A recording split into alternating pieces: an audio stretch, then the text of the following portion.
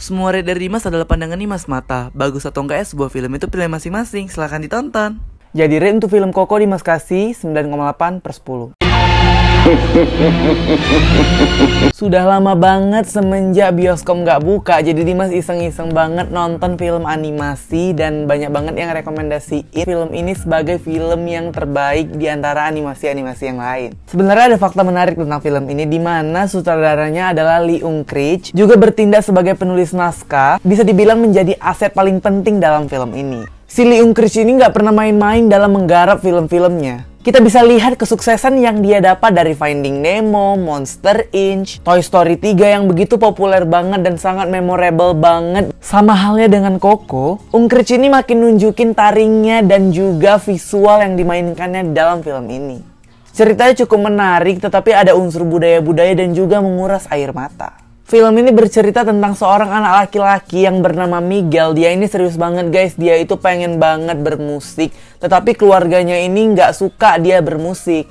Miguel tinggal di sebuah desa di Meksiko dengan kehidupan yang lumayan keras. Dia besar di keluarga yang suka membuat sepatu dan sangat membenci musik. Mereka membenci musik karena percaya musik itu adalah sebuah kutukan bagi keluarga mereka. Nah, Miguel ini kan kayak sangat berantusias banget kan untuk bermusik, sampai-sampai dia melawan orang tuanya. Maksudnya dalam artian kayak, aku tuh bisa loh, aku tuh memang bakatnya di sini, bukan mau jual sepatu gitu, bukan mau buat sepatu. Nah, sebenarnya kan ini ceritanya relate banget dalam kehidupan kita sehari-hari. Contohnya Dimas sendiri, Dimas pengen buat YouTube, tapi alhamdulillahnya keluarga support, kayak ya udah buat aja. Tapi kan nggak semua seperti itu. Ada juga keluarga-keluarga yang nggak support, ada juga kayak orang-orang kayak anak pengen bermusik tapi orang tuanya nggak support. Nah, di film ini tuh bercerita tentang kayak kehidupan kita saat ini sih sebenarnya. Dia terinspirasi sama Ernesto de la Cruz. Jadi Ernesto de la Cruz ini yang paling fenomenal banget di Meksiko saat itu. Tapi dia sudah wafat. Dia pun mencoba meniru Ernesto de la Cruz itu sampai-sampai dia kayak rela melakukan apapun. Gitarnya sampai hancur dibikin kayak neneknya gitu. Terus itu dia kayak ke daerah kuburan gitu, di mana itu ada patung Ernesto de la Cruz dan juga ada gitar kesayangannya yang kayak dimuseumkan gitu. Sementara dia mengambilnya, tiba-tiba dia tercampak ke dunia kematian. Sebenarnya dalam dunia kematian ini kata mereka itu kan, kalau mereka udah mati mereka tuh akan kayak di dunia kematian gitu yang keluarganya tuh bisa ngumpul lagi guys. Dan di sini Dimas mau bilang visualnya tuh bagus banget, apalagi soundtracknya, dimana pada saat dia bernyanyi waktu dia audisi di alam kematian di atas panggung itu bagus banget guys, karena Dimas suka banget. Abis nonton film ini Dimas nontonin gitu soundtrack yang ada di film Koko ini. Sayangnya Dimas nggak bisa cantumin soundnya di sini karena nanti kena copyright.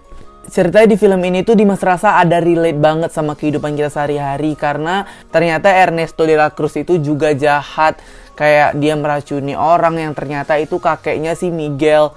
Nah, di sini tuh pembelajarannya dapat banget, dimana kita tuh nggak boleh gitu untuk melakukan hal apapun sampai menghalalkan segala cara.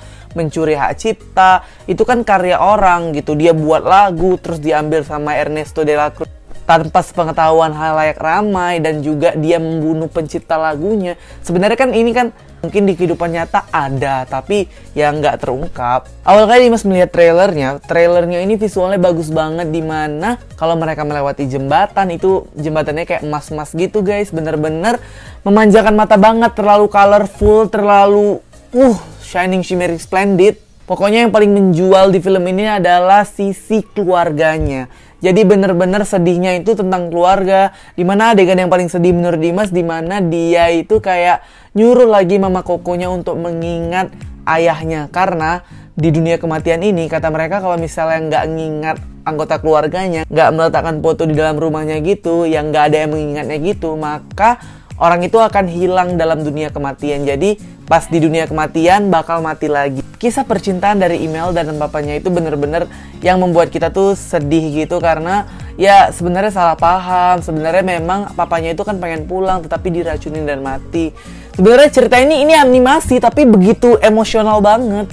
Visualnya nggak usah diragukan lagi, editingnya Dimas nggak tahu pengerjaan film ini berapa lama, tapi cukup niat banget, cukup membuat Dimas itu kagum berhari-hari gitu loh guys. Maksudnya kayak hari ini kagum, kok keren banget lah. Durasi 1 jam 49 menit, menurut Dimas film ini cukup menghadirkan visual yang bagus, soundtrack yang bagus, jalan cerita yang bagus. Udahlah, paket lengkap, kalian wajib nonton sih. Yang terakhir Dimas mau bilang, ini kan filmnya anak-anak banget ya. Yang terakhir Dimas mau bilang, ini kan filmnya animasi tapi dirancang dengan pesan moral yang tinggi yang bisa diserap oleh orang dewasa. Dimas rasa anak-anak pun nggak terlalu bisa sedih nonton film ini.